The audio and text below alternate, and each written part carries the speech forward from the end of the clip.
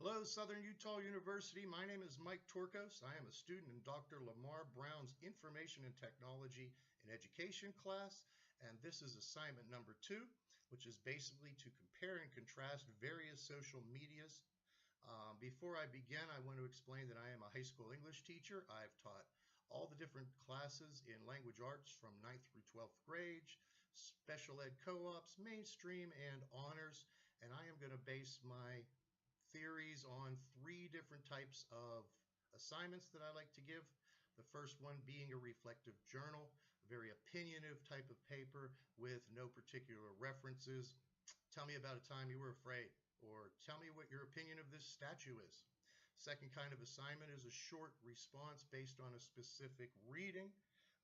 These are opinions based on fact. The third type of thing I'm going to talk about is a longer, more complicated essay, the traditional intro, 3 bodies, and conclusion.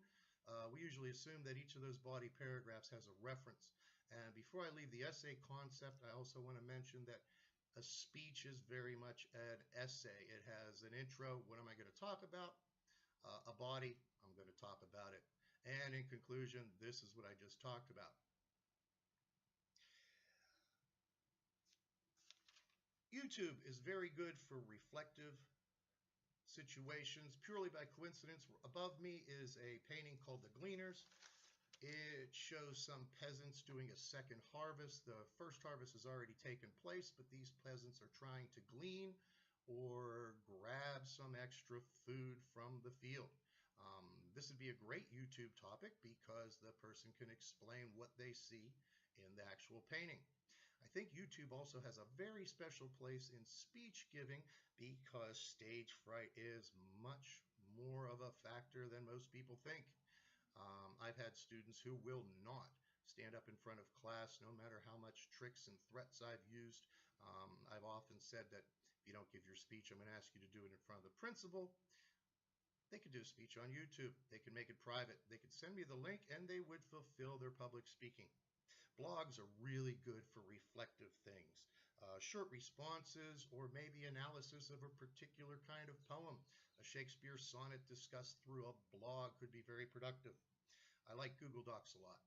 Google Docs give a variety of people a chance to work on one particular assignment from several directions. We often have roles of a researcher, a writer, and an editor. Google Docs would definitely be a place where those people could collaborate. Wikis are interesting. I think for an honors class, it might be a great idea to request that students post a public wiki with references, with citations. I think this would be a great accomplishment. Video conferencing for essays, pre-planning and fine-tuning. Video conferencing is a valid point. Facebook, I'm a little bit more familiar with Twitter. Now, Twitter is something that I don't engage in, but I've seen a lot of teachers do it. It pretty much promotes classroom culture. Non-academic things, clubs, shout-outs, personal notes, comments on tragedies and successes, definitely have a place in a teacher's Twitter account. I'm not very familiar with Second Life, but I am familiar that what we used to call shop class is in my school called Skills USA. They do amazing things in that class that are not making birdhouses out of wood. We actually have a 3D printer. It is my understanding that in Second Life you can model particular physical things. And I think Second Life would have a great place in something like Skills USA.